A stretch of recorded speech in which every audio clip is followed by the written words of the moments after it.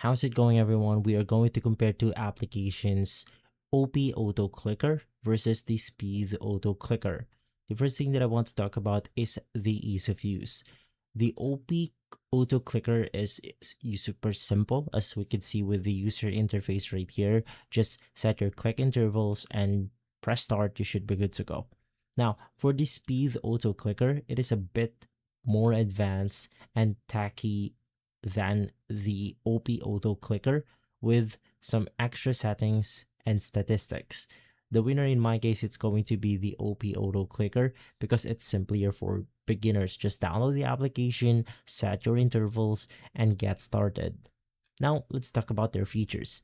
OP Auto Clicker converts or covers the basics, interval controls, click type, and location, while the Speed Auto Clicker adds more advanced features like unlimited CPS, random delay, burst mode, and real-time statistics. So the winner is Speed Auto Clicker because it's more powerful.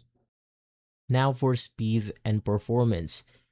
The OP Auto Clicker is stable but not focused on max speed. The Speed Auto Clicker is designed for extremely high CPS or clicks per second and faster performance. So the winner on the performance and speed is going to be the Speed Auto Clicker.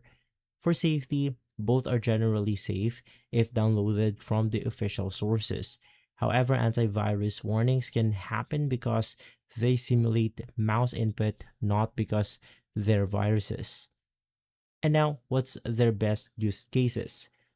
The best use cases for the Speed Auto Clicker is for high speed clicking and advanced control, while the OP Auto Clicker is best for simpler tasks and beginners.